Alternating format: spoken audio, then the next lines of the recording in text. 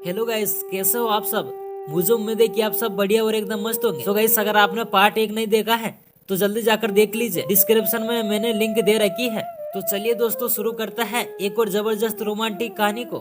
मेरी साली इस दौरान मुझसे काफी खुल गई थी और हम दोनों सारे दिन कोई ना कोई गेम खेलते हुए आपस में लड़ते झगड़ते और चुहलबाजी करते रहते थे। एक दो बार चीना चपटी में मेरा हाथ उसके मस्त मम्मो पर भी लग चुका था, जिसका उसने कोई विरोध नहीं किया था। मुझे समझ आ गया कि यदि मौका मिला तो इसको अपने पप्पू के नीचे ही ले ही लूंगा।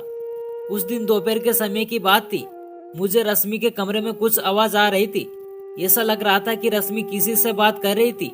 मैंने उसके हॉल में जाकर देखा तो मुझे ज्यादा कुछ समझ में नहीं आया, इसलिए मैंने स्टूल को दरवाजे के पास लगाया और रोशनदान से रश्मि के कमरे में झांकने लगा।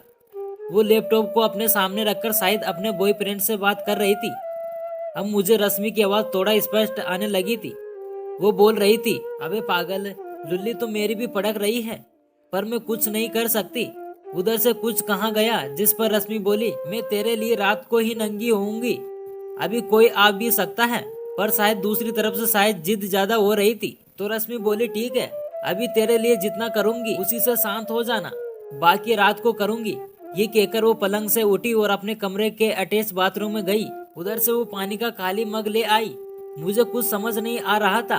वो मग को हिलाते हुए बोली, देख तेरे लिए ही कर रही हूँ। इतना कहकर उसने अपना पजामा और पेटी को बिल्कुल उतार दिया और एक टांग को पलंग से टिकाकर मग को अपनी लुल्ली के पास ले गई। शायद वो उस मग में पेशाब कर रही थी।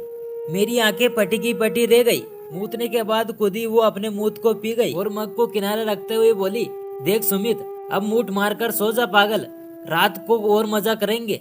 ये कहते हुए उसने अपने नीचे के कपड़े पहने और लैपटॉप को बंद करके बिस्तर पर लेट गई। मेरे तो ओस पाकता थे। सीन देखकर आंखें पटी की पटी रह गई थी कि साली क्या चीज है।